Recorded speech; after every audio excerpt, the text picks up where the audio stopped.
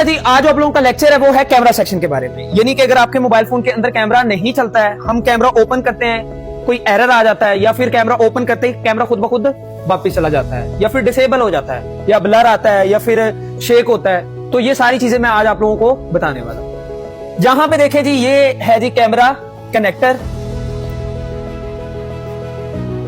इसके अंदर कुछ लाइनें हैं जो कि आपने चेक करनी होती हैं। सिंपल सी बात है, बेसिक्स हमारे पास फॉल्ट आता है कैमरे का, तो सबसे पहले हम क्या करते हैं, कैमरा चेंज करते हैं। उसके बाद अगर कैमरा चेंज करने के बाद भी प्रॉब्लम सेम है तो हम क्या करते हैं, पिने जो उसकी होती हैं कैमरा कनेक्टर जहां पे यानी कि कैमरा लगता है, उनको देखते हैं कोई पिन टूटी हुई तो नहीं है, कोई फंगस या फिर कोई डस्ट वगैरह आपको मिलती है, या कोई पिन नीचे बेंड हो जाती है। ये चीजें हम माइक्रोस्कोप के नीचे रख के देख लेते हैं। अगर वो सारी चीजें ओके होती हैं, हम कैमरा नया लगा के देख भी लेते हैं, फिर भी प्रॉब्लम सेम होता है, तो फिर उस कंडीशन के अंदर हम बोर्नियो डायग्राम ओपन करके उस मोबाइल फोन का कैमरा सेक्शन निकाल लेते हैं। कैमरा सेक्शन निकालने के बाद यहाँ पे कुछ लाइनें एमईपी की वो आप चेक करते हैं। फिर उसके बाद जी इसके अंदर और भी बहुत सारी लाइनें होती हैं, जैसे कि आप यहाँ पे देख रहे हैं 2.8 वोल्ट की लाइन, ठीक है।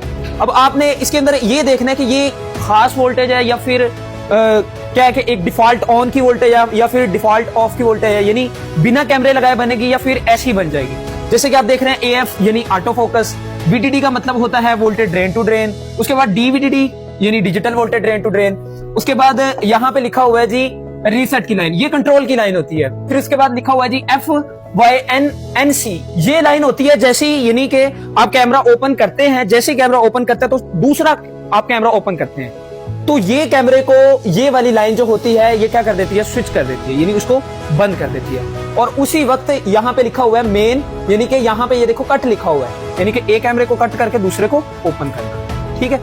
और रीसेट की लाइन जो होती है ये डाटे को रीसेट करती है बार बार। तो ये लाइनें आपने सारी चेक करनी होती हैं। उसके बाद है जी मास्टर क्लॉक की लाइन, ये सबसे ज्यादा फॉल्टी होती है।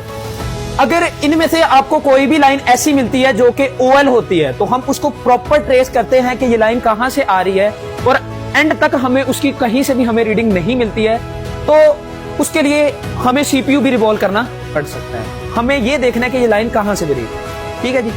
तो मैं यहाँ पे आपको दिखाता हूँ, ये देखिए ये मीपी लाइनें आ रही हैं, रीसेट की लाइन, एम क्लॉक की लाइन, और भी बहुत सारी लाइनें सीपीयू से बनके यहां से बनके जाती है कैमरा कनेक्टर पे, और कैमरा कनेक्टर से कैमरे को वर्क करवाती है।